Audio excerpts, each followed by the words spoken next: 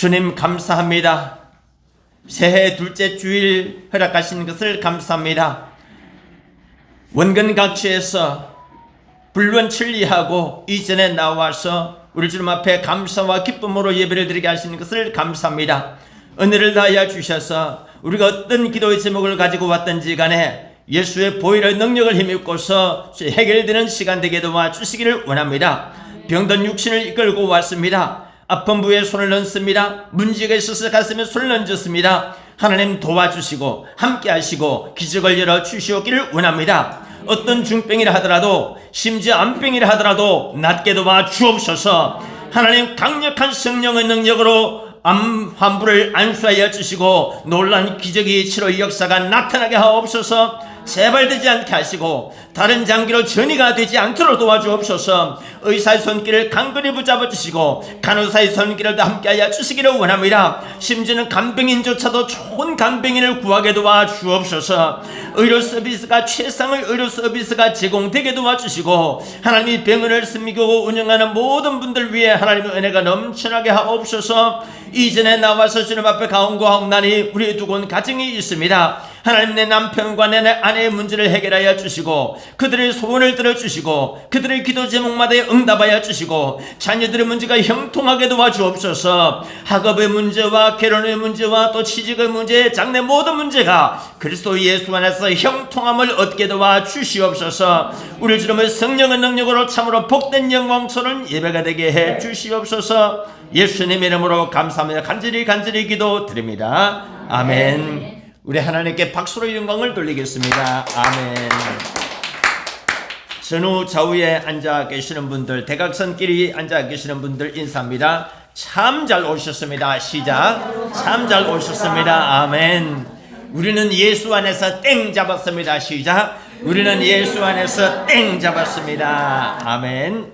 저는 오늘 여러분들에게 마가복음 1장 1절 말씀을 갖고서 마가복음 1장 1절의 깊은 의미를 아십니까? 이런 제목으로 은혜를 나누고자 합니다. 설교 제목 자체가 곧 질문이 되겠습니다. 여러분, 마가복음 1장 1절을 아십니까? 아니 그냥 단순히 아는 정도가 아니고 이 마가복음 1장 1절이 얼마나 깊은 의미를 담고 있는지에 대해서 알고 계시느냐 이 말입니다. 저도 잘 몰랐습니다. 안다고 하지만은 잘 몰랐어요. 그 깊은 뜻을. 이 마가복음 1장 1절 속에 얼마나 깊은 의미가 담겨 있는지를 몰랐다는 것입니다. 그런데 지난주에 신약 성경을 보다가 마가복음 1장 1절을 딱 보는데 필이 꽂혔습니다. 엄청난 영감이 확 떠올랐습니다. 그것은 제가 최근에 신구약 성경에 출산 4대장이라는 것이 있습니다. 이 출산 4대장이라고 할 수 있는 그 4대장 중에 한 장인 마태복음 1장의 1절에 대하여서 깊이 연구를 하다 보니까 얻게 된 영감이었습니다. 알고 보니 이 마가복음 1장 1절이 마태복음 1장 1절과 틀이 매우 흡사하더라는 것입니다. 그것은 특별히 제가 이 마태복음 1장 1절의 영문 성경 구절을 갖고서 깊이 연구하고 묵상하다 보니까 알게 된 것입니다. 그것은 또한 제가 창세기 1장 1절을 갖고서 깊이 묵상하다 보니 영감이 떠오르게 된 것입니다. 그것은 또한 제가 요한복음 1장 1절에 대해서 깊이 묵상하다 보니 영감이 떠오르게 된 것이기도 합니다. 우선 마가복음 1장 1절에 대해서 우리 한번 깊이 다루어 보겠습니다. 마가복음 1장 1절은요, 신약시대에 예수님 사후에, 예수님 돌아가신 후에 예수님의 제자들이 저술한 27권의 신약성경책이 있는데 이 27권의 신약성경 중에서도 가장 먼저 저술된 책입니다. 이 첫 번째 책인 마가복음의 맨 처음에 나오는 구절이 우리가 조금 전에 봉독한 1장 1절입니다. 이 마가복음서 자체가 시기적으로도 신약성경 중에서 가장 먼저 저술된 책인데 저술 시기가 대략 AD 65년경으로 알려져 있습니다.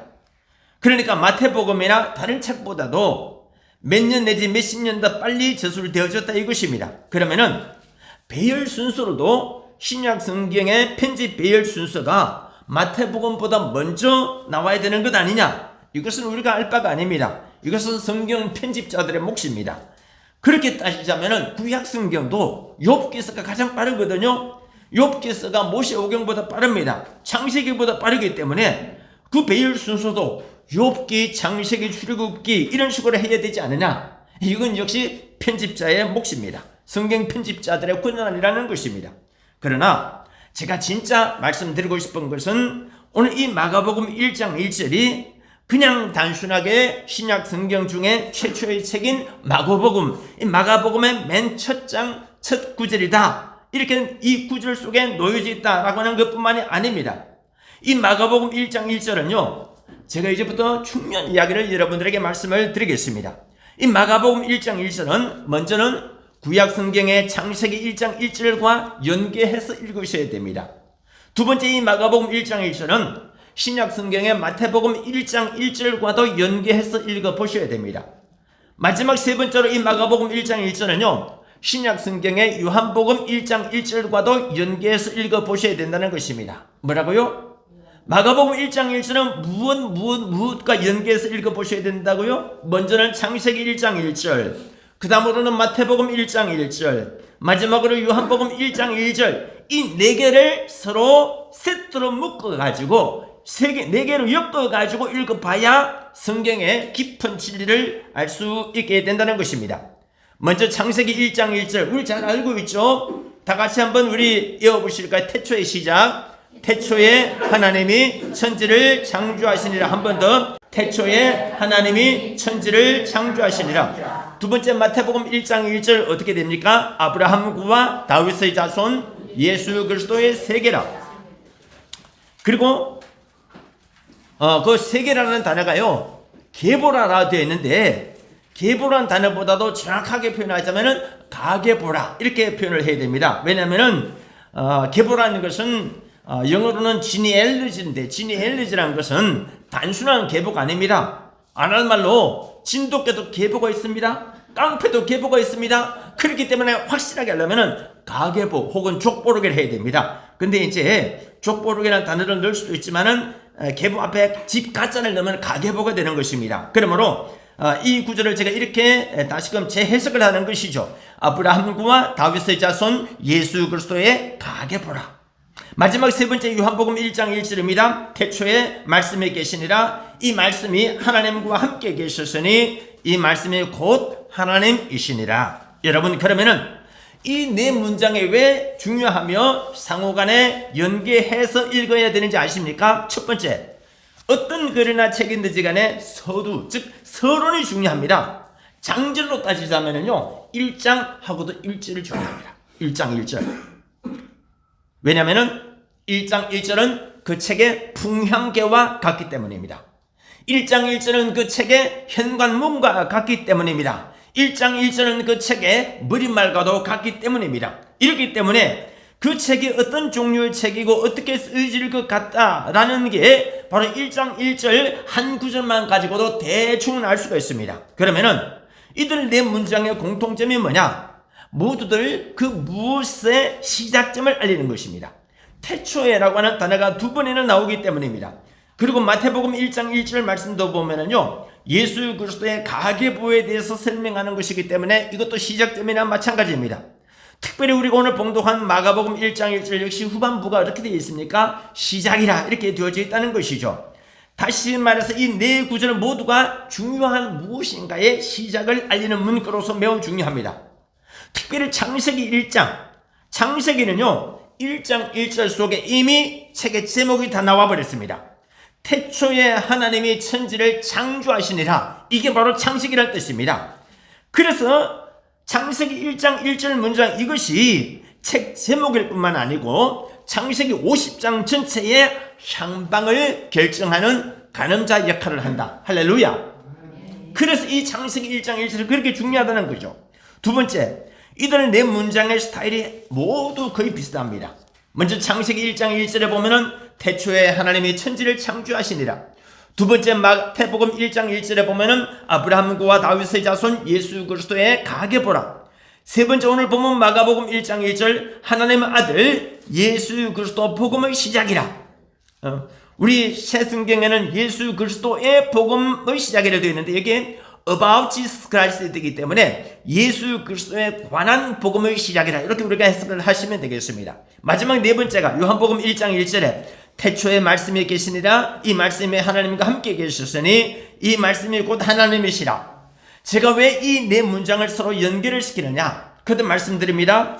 이 네 권의 첫머리 문장이 그 성경 전체의 수준과 가치를 가늠하는 가늠자 역할을 하기 때문이라고 했습니다. 너무 과장해서 설명하는 것 아니냐고요? 아닙니다. 제가 이 네 개의 첫 문장의 수준과 가치에 대해서 비유를 드리고자 하는 것이 하나 있습니다. 바로 일본의 가장 유명한 소설가, 일본의 1968년도에 최초로 노벨 문학상을 안겨준 그 유명한 소설가가 있습니다. 가와바타 야스나리라고 하는 소설가가 있는데 이 사람의 대표적인 장편 소설이 뭐냐? 설국이라고 하는 것입니다. 이 설국의 첫 문장, 지금도 일본 안팎의 수많은 독자들이 말합니다. 가와바타 야스나리의 첫 문장이야말로 그에게 노벨 문학상을 안기는 결정타였다. 쉽게 말해서 가와바타 야스나리가 설국의 첫 문장을 잘 쓴 덕분에 노벨 문학상을 받았다라고 하는 분들도 있습니다. 그러면은 역대 일본인들에게 있어서 가장 아름다운 문장가로 알려져 있는 이 가와바타 야스나리, 가와바타의 설국의 첫 문장은 어떻게 되느냐? 일본어부터 제가 먼저 소개를 하겠습니다. 제가 대학 때 일어문학을 전공했기 때문에 일단 좀 써봐야 되겠습니다. 국교는 나가에 턴내려 누케로도 유기군이 되었다. 국교, 국경, 도경을 말하죠. 국경의 긴 터널을 누케루 빠져나오면은 유기군이 설국이었다. 번역하자면은 국경의 긴 터널을 빠져나오자 설국이었다. 이것이 되는데, 그리고 이 첫 문장에서 소설책 제목이 이미 정해져 버렸습니다.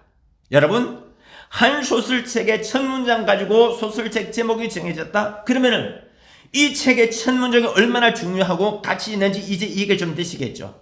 일본에서는요, 심지어 이 첫 문장만 가지고 출제한 논문이 숱하게 많이 나왔을 정도입니다. 소설책 설국의 내용은 이렇습니다. 고전무용 비평가인 남자 주인공 시마무라라고 하는 인물이 있었습니다. 그런데 이 시마무라라고 하는 이 주인공이 북쪽 지방에 눈이 많이 내리는 고장의 한 기생 게이샤 고마꼬라고 하는 여자하고 고마꼬의 친구이자 동시에 고마꼬의 연적으로서 이 시마무라하고 삼각관계를 이루고 있었던 여자가 요꼬라는 사람이 있었습니다. 이 시마무라하고 그리고 고마꼬하고 요꼬 이 세 인물이 있는데, 시마무라가 이 고마꼬뿐만 아니고 요꼬라는 여자에게 빠져들면서 겪는 갈등을 다루고 있습니다. 그런데 설국의 도입부, 즉 첫 문장이 왜 중요하느냐? 또 다른 이유가 있습니다. 이것이 바로 일본 문학의 도입부의 상징이기 때문입니다. 여기서 국경은 거듭 이야기하지만은 군마현과 니가타 사이의 경계선을 말합니다. 그곳은 다른 지역에 비해서 눈이 특별히 많이 오는 곳입니다. 그리고 주인공 시마무라가 이곳을 여행삼아 찾아가는 것으로 설명하는 데 있어서 이 문장처럼 간결하고 그 지역 여건과 자연 현상을 압축적으로 설명하는 문장이 없다라는 것입니다. 그런데 가와바타 야스나라가 처음 이 소설책을 집필하기 시작했을 때 첫 문장은 이게 아니었답니다. 국경의 긴 터널을 넘어서자 그곳은 설국이었다. 국교는 나가의 터널에 고에 따라 속고와 유기군이 닿다 라고 해가지고, 고이라는 것은 터널을 빠져나오는 것이 아니고 터널을 넘어서는 것이거든요. 그러니까 터널 속으로 침투하느냐 터널 위로 올라가느냐 그런 차이가 하나 있고, 그 다음에 또 하나는 속고와 거기는 이런 뜻인데, 이런 단어를 본인이 나중에 꽂혔는지 다른 누군가가 꽂혔는지 모르겠지만은 하여튼 그걸 살짝 꽂힌 이것이 세계적인 명문장이 돼가지고 노벨 문학상을 그에게 안겼더라 이것입니다. 그래서 제가 작가적인 호기심이 일어가지고 세계적인 명작 소설의 첫 문장이 어떻게 되는가에 대해서 한번 자료 조사를 해봤었습니다. 마침 이런 책이 있었습니다. 세계 고전 문학 소설 문학사를 빛낸 첫 문장 모음집이라는 책이 있더군요. 여기에 보니까 세계적인 명작 소설 첫 문장 베스트 10 10개가 있는데, 그 내용들을 보니까 제가 조금 전에 언급한 이 창세기 1장 1절, 그리고 마태복음 1장 1절, 마가복음 1장 1절, 그리고 요한복음 1절 1절하고는 감히 비교조차 할 수 없을 정도로 허접하더라 이것입니다. 문학도 여러분 공부 좀 합시다. 공부, 무슨 공부를 해야 되느냐? 성경 공부를 해야 됩니다. 할렐루야. 특히 성경 공부 중에서도 영어 공부를 좀 하기를 원해요. 그리고 우리 창원 한마음병원 교회에 오시면은 제가 이 권제도에 성경 번역집을 토대로 해가지고 영어 성경 공부의 진수를 제가 보여드릴 수가 있어요. 좀 교만한 소리인지 모르겠지만은 제가 그 권제도의 영어 성경 공부집 책을 갖다가 썼기 때문에 긴 말 할 것 없이 10개 다를 소개할 수는 없고 이 10개 중에서도 제가 절반인 5개만 딱 소개를 합니다. 첫째, 톨스토이의 안나 카레니나, 이 책 제목은 들어보셨겠죠. 안나 카레니나의 첫 문장은 이렇게 시작됩니다. 그래도 이 문장은 제법 괜찮아요. 행복한 가정은 모든 비슷한 이유로 행복하지만 불행한 가정은 저마다의 이유로 불행하다. 둘째, 조지 오웰의 1984는 이렇게 시작이 됩니다. 4월의 맑은 날이었고 시계는 13시를 치고 있었다. 여러분, 시계는 12시밖에 없지 않습니까? 12시. 그런데 조지 오웰은요 1984라는 소설책에서 13시라고 딱 이야기를 했습니다. 독자들의 마음을 뒤흔들어 놓는 거죠. 세 번째, 제인 오스틴의 오만과 편견이라는 유명한 책이 있습니다. 이 책의 첫 문장은 어떻게 되느냐? 재산을 가진 독신 남자라면 아내가 필요하리라는 것은 보편적으로 인정되는 진리다. 뭐 진리요, 진리기라. 이것은 당시의 영국의 흐랑방탕한 결혼 풍습을 풍자한글입니다. 넷째, 까미의 이방인의 첫 문장. 이게 중요합니다. 유명한 프랑스 소설가 까미 있죠? 이방인의 첫 문장이 어떻게 되냐? 오늘 엄마가 죽었다. 어쩌면 어제였는지도 모르겠다. 여러분, 까미의 이 저서는 인간의 부조리를 냉정한 문장으로 다룬 책입니다. 범죄 소설입니다. 특히 까미의 이 첫 문장이 워낙 유명해가지고 까미의 첫 문장은요 바로 그 가와바타 야스나라의 설국의 첫 문장 정도로 유명합니다. 그래서 유명인들 사이에서 이방인 소설책은 안 읽어봤어도 첫 문장은 다 들어봤다고 하는 사람들이 압도적으로 많을 정도로 널리 알려져 있습니다. 그 다음에 마지막 5번째, 헤르만 헤세의 데미안의 첫 문장입니다. 내가 들려주려는 이야기는 나 자신에게로 이르는 한 인간의 이야기다. 그리고 세계적인 명작은 아니지만은 여러분 신경숙 소설가 아시죠? 엄마를 부탁해. 이 엄마를 부탁해 첫 문장 보시면요, 엄마를 잃어버린 지 일주일째다 라는 문장이 있습니다. 여러분, 예수를 잃어버린 지 혹 며칠째이십니까? 오늘 혹 예수를 잃어버리셨다면 오늘 이 시간에 예수를 만나시기 바랍니다. 은혜를 잃어버리신 지 혹 며칠째이십니까? 오늘 하나님의 은혜를 잃어버리셨다면 오늘 이 시간에 찾으시기 바랍니다. 성령 충만함을 잃어버린 지 혹 몇 주일째이십니까? 혹 성령 충만을 잃어버리셨다면 바로 오늘 이 시간에 성령 충만함을 회복하시기 바랍니다. 아무튼 제가 이 세 개의 명작 소설들의 첫 문장을 보고서, 그리고 신구약 성경의 4권의 첫 문장을 보고서 이 수준과 깊이에 있어서 엄청난 차이를 느꼈습니다. 비교할 걸 해야죠. 여러분, 그러면 왜 제가 이렇게 이 이야기를 장황하게 설명하는지 조금 아시겠죠? 제가 보니까 창세기 1장 1절이나 마태복음 1장 1절, 그리고 마가복음 1장 1절, 그리고 요한복음 1장 1절이요, 가와바타 야스나라의 그 설국이라든지 앞서 언급한 세계 명작 소설 내지는 한국의 명작 소설들의 첫 문장하고는 비교가 안 될 정도로 차이가 있고 그 훨씬 이상의 가치가 있더라는 것입니다. 제가 가와바타 야스나라의 이 설국 도입부를 첫 문장부터 계속 쭉 한번 읽어보니까 너무 일부러 내가 폐마하고 싶어서 그러는 건 아닌데 정말이지 별 대단하지 않은 문장이었습니다. 그저 그렇고 그런 문장에 불과했다는 것이죠. 이것은 까미의 이방인도 마찬가지였습니다. 솔직히 저라도 그 정도는 쓰지 싶었었습니다. 저도 장편 소설을 권제도의 천일야화 요걸 제가 1권 2권 썼지 않았습니까? 그래 제가 장편 소설을 쓴 경험을 갖고 보다 보니까 이걸 제가 가고파 출판사 명의로 썼거든요. 미안합니다. 제 이 장편 소설하고 비교해 보니까 솔직히 내 장편 소설을 더 나았으면 나았지 못한 게 별로 없겠다 싶었어요. 물론 이거는 어디까지 제 주관입니다. 그렇게 되면 다른 분들, 성도 여러분을 전혀 동의하지 않으실 수가 있음을 압니다. 내 말이 꼭 맞는 말은 아니지만은 장경동 목사는 표현을 빌자면 내 말이 꼭 틀린 말도 아니라는 것이죠. 그리고 또 솔직히 2024년도에 우리나라의 최초로 노벨 문학상을 안긴 소설가 누구죠? 한강의 소설책에 대해서도요, 대다수가 축하를 해주고 박수를 쳐줬습니다. 저도 박수를 쳐줬습니다. 그러나 소년이 온다라는 그 책을 포함해가지고 한강의 모든 소설에 대해서 온 국민들이 다 쌍수를 들어서 환영하는 것까지는 솔직히 아니잖아요. 특히 가와바타 야스나리가 노벨 문학상을 수상한 데는 그가 일본인이라는 것도 상당히 작용을 했을 것이다. 가와바타 야스나리가 설국을 집필 완료한 것이 1948년이었습니다. 그때는 일본이 태평양 전쟁에서 패배했기 때문에 아주 힘든 상황이었지만은, 근데 6.25 한국 전쟁을 계기로 해가지고 일본이 폭발적으로 성장을 했거든요. 그리고 이제 그가 60년대 들어가지고서 이제 68년도에 상을 받았으니까 이때는 일본이 경제 대국으로서 유럽이 굉장히 눈여겨보는 그런 상황이었기 때문에 이 아시아에 그 노벨 문학상을 하나 안기자 해가지고 상을 받았을 가능성이 높다. 그런데 여러분, 제 말은 일본의 최초의 노벨 문학상을 안겨준 가와바타 야스나리의 설국이나 혹은 세계적인 맹작이라는 까미의 이방인 같은 소설책에 비해서 구약의 창세기, 신약성경 마태복음, 마가복음, 요한복음, 그리고 각 책들의 도입부 문장이 워낙 대단하더라 이것입니다. 이 신구약 성경 각 구절들을 보니까 이들 성경책들이 얼마나 대단한 책들인지 감탄사가 나오고 이들 저자들에 대하여서 존경심이 절록하더라 이것입니다. 그러므로 우리 오늘 이렇게 탁월한 도입부의 책을 쓴 저자들을 사용하신 하나님께 크게 박수로 영광을 돌리겠습니다.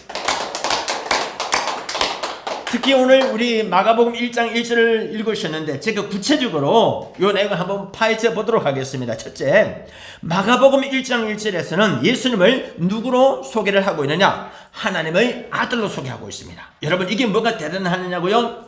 이게 엄청나게 중요한 것은 예수님 사후에 신약 성경 27권의 첫 권인 마가복음 저자인 마가가 복음을 쓰는 데 있어서 어떤 첫 문장으로 마가복음서를 쓸까, 이런 고민을 왜 마가가 전혀 안 했겠습니까?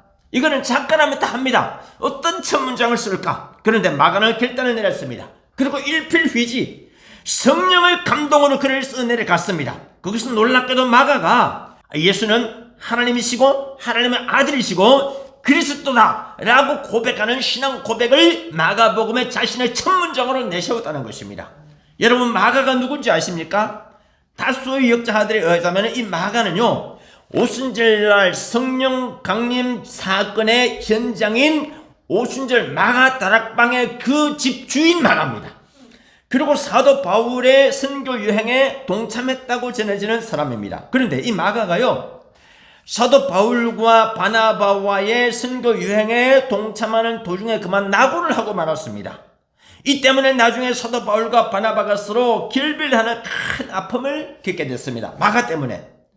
왜냐하면 마가는 바나바의 조카였거든요. 그래서 바나바는 마가를 데리고 가고자 했는데 바울은 마가가 중간에 탈락한 사람한테 해가지고 데려가기를 원하지 않았다는 것이죠. 이걸로 인해 가지고 선교 마인드 차이가 있어가지고 서로가 아주 치열하게 논쟁을 벌이다가 그만 서로가 알라 찢어져 버리고 말았습니다. 그래서 할 수 없어서 바울은 누구를 택했느냐? 의사 누가를 택했습니다. 의사 누가를 택하다 보니까 누가가 나중에 지은 두 가지 책이 누가복음하고 사도행전입니다. 누구를 리더로 모시느냐 아주 중요한 것이죠. 바나바는 나중에 할 수 없어서 마가를 데리고 여행을 간다고 하는 게 구브로 키프로스로 가고 말았습니다. 키프로스로 선교 여행을 가는 것으로 이미 바나바와 마가의 선교 여행은 더 이상 성경책에 나오지를 않습니다. 물론 바나바 복음서라는 책도 있습니다. 이거는 정경을 인정받지 못하고 66권 중에 하나가 아닌 외경이라 해가지고 66권 외의 책으로 바나바 복음서라는 것이 있는데 어쨌든 우리가 인정을 안 하는 것이죠. 그런데 비록 마가가 선교 여행에서는 1차로는 나고 했지만 그러나 나중에 어디에선가 마가가 회심을 했습니다. 다시금 마가가 그리스도께 돌아왔습니다. 그렇게 바울이 나중에 디모데 후서 4장 11절에 이렇게 말하고 있습니다. 바울이 디모데에게 어떻게 권면하느냐? 네가 올 때에 마가를 데리고 오라. 저가 나의 일에 유익하니라. 여러분, 우리 모두 하나님의 일에 유익한 성도가 되시기를 바랍니다. 처음에는 비록 유익했다가 나중에 무익하지만 끝에 가서 잘 되면 되는 것입니다. 끝에 가서 유익하면 되는 것입니다. 예수 그리스도 안에서 우리가 잘 되시기를 바랍니다. 우리는 바울이 왜 갑자기 마가를 디모데 후서에서 소환을 했는지 그 이유를 잘 모릅니다. 한 가지 분명한 것은 마가가 처음에는 예수님과 바울에게 유익했는데 도중에 무익해졌다. 그러다가 나중에 다시금 유익하게 되어졌다. 다시금 장경동 목사님의 네 박자 논리에 따르자면요, 사람에게는 네 종류가 있습니다. 처음에는 하나님과 우리 사람들에게 처음부터 끝까지 유익한 사람이 있고, 그 다음에 두 번째는 처음에는 유익했다가 나중에는 무익한 사람이 있고, 세 번째는 처음에는 무익했는데 나중에는 유익한 사람이 있고, 처음부터 끝까지 무익한 놈들이 있고, 여러분 하나님과 사람 앞에 처음부터 끝까지 유익한 분들이 되시기를 바랍니다. 처음에는 유익했는데 나중에는 무익한 사람 되지 마시기 바랍니다. 처음에는 무익했다 손치더라도 나중에는 유익하면 되기는 되는데 중요한 거는 시점이에요. 실컷 무익했다가 나중에 끝에 가져서 유익한 그 별 조금 사실은 좀 뜨뜨름합니다. 좀 진짜 이거 좀 진짜 유익하지 이런 사람도 있단 말이죠. 홍성실 창훈씨 의원님은요, 제가 부분 운동 때문에 30년 전에 만난 일에 지금까지 처음부터 끝까지 유익한 그런 동력자인 것을 감사하시기 바랍니다. 우리 유성숙 사모 33년 전에 하동군 화개장터에서 결혼한 이래 33년 동안 처음부터 끝까지 유익한 아내인 것을 감사합니다. 그리고 마가가 유익해진 결과 마가복음서를 쓴 것인지 아니면은 마가복음서를 쓴 사실이 바울의 귀에 전해져서 바울이 그를 유익한 일꾼으로 다시 보게 되어 불러들인 것인지는 제가 잘 모르겠습니다. 어쨌든 한 가지 분명한 사실은 대사도 바울이 신약 성경 27권의 절반인 13권 혹은 14권의 성경을 썼단 말이죠. 그런데 잘 들어보십시오. 대사도 바울이 신약 성경 27권의 절반인 13권 내지 14권의 성경책을 쓰는 데 있어서 참조한 성경책. 어떤 사람이든지 책을 처음부터 이렇게 누구 것을 전혀 안 뺏기고 책 쓰는 것은 거의 불가능합니다. 부부나는 그렇지 않았어요. 처음부터 끝까지 내가 창조한 것이지만은, 하나님이 창조하게 하신 것이지만은, 책들은 대부분 보면은요, 처음에는 누군가의 것을 카피합니다. 그러다가 나중에 창조하는 것이죠. 모방 플러스 창조 이렇게 되는데, 처음부터 창조된 건 쉽지가 않아요. 바울이 성경책 13권 내지 14권을 쓰는 데 있어서 참조한 성경책이 아마 마감복음서였을 것이다. 나는 그렇게 생각합니다. 왜냐하면 27권 가운데 가장 먼저 써진 것이기 때문에. 이 점에 있었을 때 마가복음서의 가치는요, 우리가 생각하는 훨씬 이상 상상을 초월한다는 것이죠. 특히 마가복음 1장 1절의 가치는 더욱 그렇습니다. 왜냐? 이 사도 바울의 성경책뿐만 아니고 마태복음, 누가복음, 요한복음 등 모든 복음서와 성경책의 신약 성경책의 하나의 표준이 되어버렸기 때문입니다. 표준이. 제가 일간지 기사에 대해서 들은 이야기가 하나 있습니다. 중앙지 기자든 지방지 기자든지요, 기자들이 글을 쓸 때 어떤 다른 기자가 첫 기사를 어떤 스타일로 쓰는가에 따라서 다른 기자들이 첫 번째 그 기사를 올린 그 글에 정반대되는 기사를 쓰기가 현실적으로 매우 어렵답니다. 왜냐? 다른 신문사로서는 경쟁사이지만은 어떤 면에서 모두가 다 기자실 안에 근무하는 직장 동료이기 때문이거든요. 제가 서울의 여의도 국회 안에 국회 기자실에 숱하게 많이 들락거렸습니다. 경쟁자이지만 동료라는 거죠. 경남도청하고 창원시청에도 제가 기자실에 숱하게 들렸단 말이죠.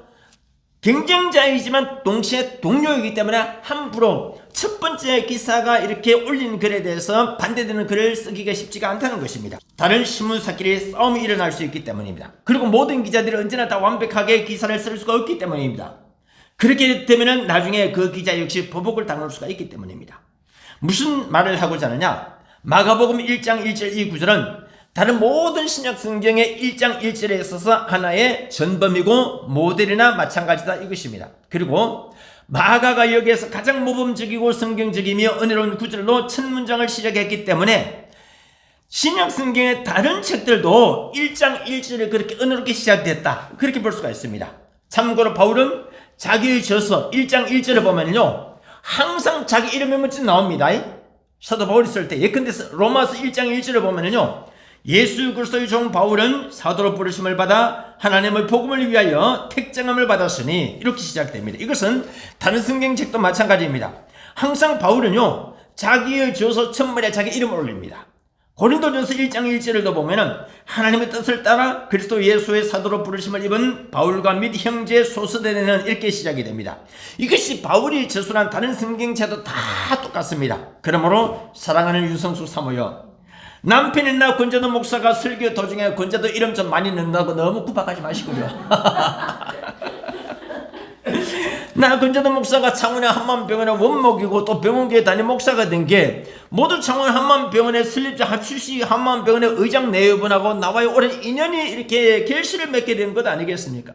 여러분, 저는요 25년 전인 2000년도 2월 달에 제가 그때 교회를 담임을 하고 있었습니다. 그 당시에 창원 성문교회를 담임을 하고 있는 중에 제가 하충식 병원장님한테 제안을 했습니다. 병원장님, 할 수만 있으면은 이 한만병원에도 병원 교회를 두고 원목직을 두면 어떻겠습니까? 즉석에서 좋다 그랬습니다. 거기서 이제 출발해가지고 제가 창원에서 경남에서 아마 최초이지 싶습니다. 병원 교회와 원목은 아마 저 말고 다른 분이 있었는지 모르겠는데, 어쨌든 창원 지역에서는 제가 알기로는 최초로 병원 교회와 원목을 제가 했던 것입니다. 그때 이 하 총재님께서 이렇게 오케이 하신 그 결과 25년 전에 제가 한만병원의 원목이 됐고 병원교회를 시작을 했는데, 그리고 이제 2001년도에 제가 1년 몇 개월 있다가 서울로 상경을 했거든요.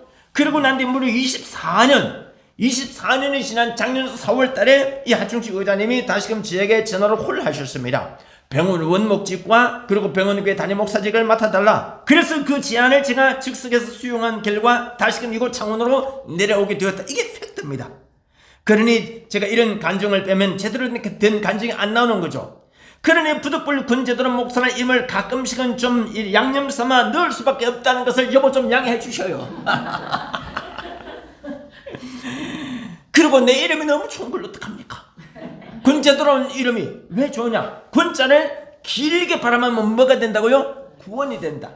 나는 성씨 중에 정말 여러 많은 좋은 성씨도 있지만 하씨와 신씨와 조씨와 주씨, 우리 주용옥 우리 권사님 분당 지구촌 교회, 그 권사님 오늘 왜 여기 오시느냐? 창원 한만병원에 명의가 있는데, 명의가 한 10분인데 그 중에 대표적으로 김명환 의사분, 그리고 또 주종우 교수님, 그리고 오늘 이 자리에 참석하신 우리 추원공 교수님 등등 한만병원에 10대 명의가 있어가지고 이 명의들이 한만병원을 먹여 살린다는 거예요. 할렐루야. 나는요 안동근 씨, 이 성씨가 길게 바라면은 구원도 되지만은 제도라는 이름도 너무 좋아요. 특히 도자가 길도자, 정의도자, 진리도자인데, 실제자가 진리를 싣는다, 정의를 싣는다. 그래서 요한복음 14장 6절에 내가 곧 길이요 진리요 생명이라, I am the way and the truth and the life. 그러니 여보, 여태까지 내가 30년 이상을 당신한테 월급 한 푼, 봉투 한 푼 못 쥐어줘 받고 생활력 강한 당신 덕분에 내가 집에서 그나마 쫓겨나지 않은 것은 내가 알고 있어요. 그 감사한데 제발 그 다음에 설교할 때 제발 권재도 목사 이름을 조금 넣는다 하더라도 조금 봐주시구려. 이렇게 양해를 구해야지. 어쨌든 제가 좀 자중하겠습니다. 그러나 동시에 한편으로는 대사도 바울도 자신을 질서해서 설교할 때 보면은 자기 이름을 굉장히 많이 속였다는 사실은 조금은 기억을 해주시면 좋겠다. 그건 그렇고 하여튼 중요한 사실, 마가복음 1장이야말로 마가복음은 물론이고 신약 성경 전체의 하나의 얼굴이고 표준이다 이것이죠. 특별히 우리가 예수님을 누구로 소개하느냐, 이건 우리에게 굉장히 중요한 기독교 신앙의 출발입니다. 이것을 가장 압축적으로 간결하게 잘 찬송하고 있는 대목이 찬송가 96장입니다. 예수님은 누구신가? 우리 잘 알죠? 찬송가 96장 2절만 찬양을 불러보겠습니다. 예수님 박수 치면서 시작. 예수님은 누구신? 약한 자의 강함, 눈먼 자의 병든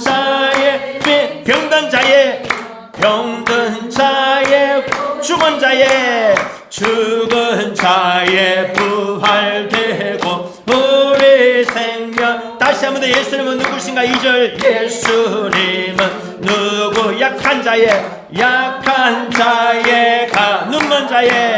눈먼 자의 빛이 병난 자의 병든 자 고침 죽은 자의 부활 우리 생명 대신에 할렐루야 아멘. 하나님께 박수로 영광 돌리겠습니다.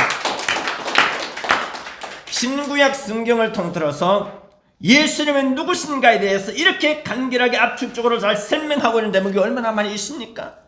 그러므로 우리가 예수님은 누구시냐고 혹시 주위에서 사람들이 물어오면은 1분 1초도 망설이거나 머무르지 말고 곧바로 대답을 하시기 바랍니다. 그것은 마치 수제자 베드로가 예수님에 대해서 신앙 고백을 한 것과 같습니다. 어떻게 해요? 예, 주는 그리스도시요 살아계신 하나님의 아들이십니다. 따라합니다. 주는 그리스도시요 살아계신 하나님의 아들이십니다. 쭉 위에서 주는 시작. 주는 그리스도시요 살아계신 하나님의 아들이십니다. 내가 베드로 신방 해봤을 때요, 베드로 선생 혹시 이 문장을 당신이 독창적으로 지어낸 신앙 고백입니까? 아니면은 마가복음서 저자의 마가복음서 첫 장 첫 구절을 보고서 힌트를 얻어서 한 것 아닙니까? 언젠가 한번 외람되지만 그 질문해보고 싶어요. 그렇습니다. 바로 이것이 주는 그리스도시요 살아계신 하나님의 아들이라는 이것이 기독교 신앙의 핵심입니다. 그리고 마가복음 1장 1절의 말로 바로 이 문제에 대한 확실한 해답을 내놓고 있습니다. 뭐라고요? 하나님의 아들 그리스도 예수라. 할렐루야. 예수님은 우리의 구원자가 되신 것을 감사하시기 바랍니다. 예수님은 우리의 치료자가 되신 것을 감사하시기 바랍니다. 예수님은 우리의 능력자요 동반자가 되어주신 것을 감사하시기 바랍니다. 예수님은 하나님의 아들이시고 우리 모든 인류의 빛이요 길이요 생명이 되신 것을 다시 한번 더 감사하시기 바랍니다. 그 다음에 복음이 뭐냐? 예수 그리스도께서 하나님의 아들이시고 그리스도는 사실 그 자체가 복음입니다. 다른 걸 복음이라 생각하지 마십시오. 예수 그리스도가 하나님의 아들이시고 그리스도 즉 기름 부음 받은 자 메시아라는 사실이 바로 복음이다.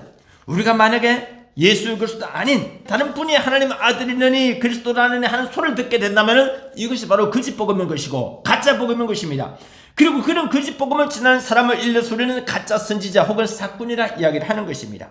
여러분, 복음은 기쁜 소식입니다. 복음은 복된 소식입니다. 복음은 하나님의 말씀입니다. 복음은 하나님의 기적입니다. 복음은 하나님의 축복입니다. 그리고 복음은 하나님의 구원입니다. 이것이 복음이죠. 누구든지 예수를 믿기만 하면 멸망치 않고 구원을 얻으리라. 이것이 복음이라는 것이죠. 이 복음은 시작이라. 그러므로 마가복음 1장 1절 끝부분은 이렇게 됩니다. 여기서 말하는 시작이라는 것은 그냥 단순한 시작이 아니라는 거죠. 그냥 단순히 무슨 소설책이나 편지 같은 걸 쓸 때 이 시작이 아닙니다. 이것은 그냥 단순히 무슨 드라마나 연설 혹은 강연을 할 때 서두 인사말로 하는 정도가 아닌 것입니다. 이런 말이 있어요. 시작이 좋아야 끝이 좋다. 영어 속담에는 끝이 좋으면 다 좋다는 그런 속담이 있습니다. All is well, that ends well. 끝이 좋기만 하면 다 좋다. 그런데 끝이 좋기 위해서는요, 시작이 좋아야 끝이 좋은 경우 많이 있습니다. 한글 속담이 그거예요. 시작이 좋아야 끝이 좋다는 거죠. 좋은 시작이 좋은 과정을 가져오고 결과 또한 좋은 결과를 가져올 수 있는 것입니다. 흙수저, 은수저, 금수저 왜 중요하느냐? 금수저인 집안은요 100m를 따졌을 때 출발 자체가 다르다는 것이죠. 서울의 강남 지역에서 왜 서울대 출신들이 많이 나오느냐? 출발이 금수저 자녀들이기 때문에 그런 경우가 많다는 것이죠. 이제는요 개천에서 용나는 시대가 아니고 개천 자체가 별로 없어요. 개천 자체가. 이게 심각한 문제죠. 첫 단추를 잘 깨라는 말이 여기서 나오는 것입니다. 특별히 앞서 여러분에게 소개한 창세기 1장 1절 그리고 마태복음 1장 1절 그리고 요한복음 1장 1절 중에서 저는 요한복음 1장 1절을 잠시 조금만 더 소개를 하고자 합니다. 요한복음 1장 1절은 뭐라고 되어 있느냐? 태초에 말씀이 계시니라 이 말씀이 하나님과 함께 계셨으니 이 말씀이 곧 하나님이시라. 여러분, 태초에 말씀이 계셨다는 사실 어떻게 보십니까? 여기서 말씀이라는 단어를 예수로 딱 바꿔놓으면요 끝이 아주 확 살아납니다. 나는 한때 이 요한복음 1장 1절에 참 해석이 어려웠었어요. 근데 요한복음 1장 1절에 말씀이라는 단어가 잘 이해가 안 됐을 때에 이 단어를 예수로 딱 넣으니까 뜻이 완전히 살아. 왜냐하면요 끝부분에 이 말씀이 곧 하나님이라 했기 때문입니다. 끝부분에서 이 말씀이 곧 하나님이라고 명쾌하게 설명을 하고 있기 때문에 태초에 말씀이 계시니라라는 것을 태초에 예수가 계시니라 이렇게 하면 된다는 것입니다. 그리고 난 뒤에 보니까 요한복음 1장 14절의 그 유명한 구절이 자동적으로 이해가 되는 겁니다. 말씀이 육신이 되어, 이거는 결국 말씀이 예수가 되어 이런 뜻이 되는 것입니다.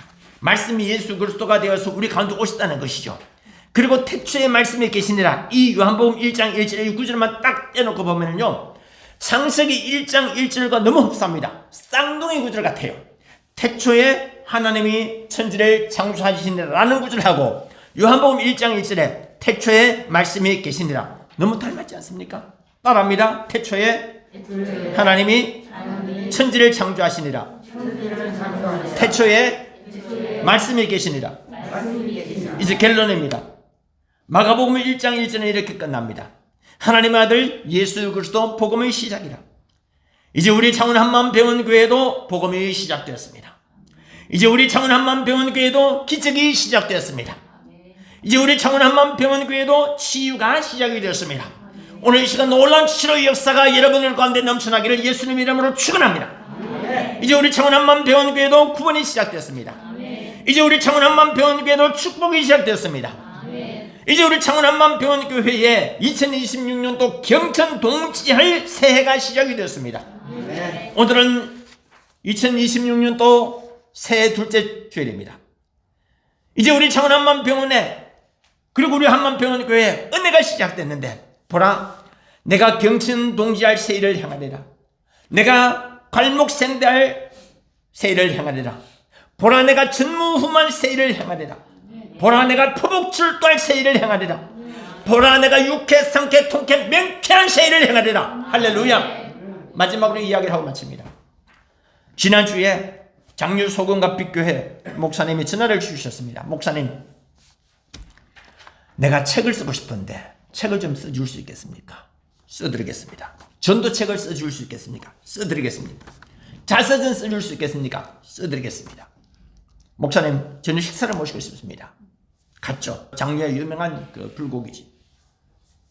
대접을 하면서 첫 마디가, 목사님, 다음 주에 1월 18일 날 우리 장류 소금갑빛교회 오후 은신예배 설교를 부탁합니다. 제가 이 설교문을 지난주에 창원 성결교회 본신예배 설교문을 그대로 이 목사님께 보내드렸거든요. 그 내용을 오늘 아침에 경남 CBS에서 치유의 말씀 그 방송 설교를 했는데, 제가 이 오늘 아침에 설교 방송 내용은 지난 주일 오후에 창원 성결교회에서 했던 그 설교 내용 그대로를 오늘 아침에 했습니다. 제 설교지만 좀 괜찮아요. 요걸 그대로 들려드릴 때만은 목사님, 우리 장류에 교회 한번 와주십시오. 이 장류 소금갑빛교회가 교인수가 1,500명입니다. 지난해에 경남 기독교 총연합회 회장을 하신 분입니다. 아주 괜찮은 이웃집 그 형님 같기도 하고, 그리고 아재 같기도 한 분인데, 저한테 스스럼 없이 목사님, 내 책을 좀 부탁합니다. 책값은 원하는 대로 다 드리겠습니다. 나 많이 안 받으랍니다. 딱 필요한 내용은 받으랍니다. 다만 이 책이 전도의 기약에 쓰임 받기를 바라고, 그리고 내가 다른 어떤 것보다도 당신이 인간미가 있다. 인간미가 있고, 그리고 순수하게 복음만을 전해왔던 분이기 때문이다. 그리고 25년 동안 그렇게 큰 교회를 세운 그 기적을 내가 듣고 감동했기 때문이다. 써드리겠다. 더 놀라운 사실 하나 있어요. 우리 병원, 네, 지난주에 강다율 분양 그 유타 파이탈시티 대표가 제가 이야기를 했습니다. 당신 우리 한마음병원하고 아름다운 교회를 맺었기 때문에 병원에 안병원 건립에 기부를 좀 할 수 있겠냐? 네, 하겠습니다. 그래서 한마음병원에서 이분하고 그 오피스텔 그 투룸짜리를 무려 몇 채를 이렇게 계약을 했느냐? 20채 기부된 이야기 들으셨죠? 그래서 제가 이분 보고 한 채당 10만 원씩 따져가지고 200만 원 기부할 수 있겠냐? 오케이, 그래 하겠다 했거든요. 그러고 난 뒤에 이분이 어제까지 저한테 문자를 보내왔어요. 목사님, 병원하고 병원 교회도 헌금을 했습니다. 라는 거, 난 병원 그 생각도 못했어요. 좋다. 그럼 병원에 얼마 기부하셨느냐? 200만 원 하려 하다가 너무 작아서 좀 많이 했습니다. 얼마 하시느냐? 1,000만 원 기부했습니다. 놀라운 사실이에요. 우리 병원 교회도 기부했다는데 내가 놀랐습니다. 그 이상은 내 이야기를 안 하겠습니다. 어떻든 하나님의 영광을 위해서, 주를 위해서 요긴하게 쓰고자 합니다. 여러분, 이런 분들이 우리 창원 지역에, 경남 지역에 부지기수로 많아요. 이런 분들이 다 우리 한마음병원과 우리 병원교회 아름다운 만남을 갖게 하고자 합니다. 저는요, 우리 하나님이, 제가 지난주에 이렇게 이야기했지 않습니까? 보라, 내가 괄목상대할 경천동지할 세일을 2026년도에 행하리라. 그런데 그 설교를 하고 난 직후에 바로 이 두 가지 일이 생기고 앞으로도 많이 생길 겁니다. 놀라운 기적이, 경천동지할 새 역사가 우리 창원 한마음병원 교회뿐만 아니고 성도 여러분과 환우 여러분들에게 넘쳐나는 한 해가 되기를 예수님의 이름으로 축원합니다. 기도하겠습니다. 하나님, 은혜를 주시고 능력을 주시고 축복하신 것을 감사합니다. 정말이지 경천동지할 새 역사가, 새로운 기적의 은혜가 우리 창원 한마음병원 교회와 성도들을 통해서, 이 병원을 통해서 나타나게 하옵소서. 우리 하나님의 성령의 도우심으로 오늘 어떤 중병을 가지고 왔든지 치료받는 역사가 있게 하옵소서. 예수님 이름으로 감사하며 간절히 기도드립니다. 아멘. 우리 함께 가슴에 손을 얹고, 또 문제가 있는 분은 가슴에 손을 얹고, 아픈 분은 환부에 손을 얹으시기 바랍니다. 함께 주의 3창 통성 기도할 때 제가 여러분을 위해서 간절히 위하여 기도해 드리도록 하겠습니다. 주의 3창 기도하겠습니다. 주여, 주여,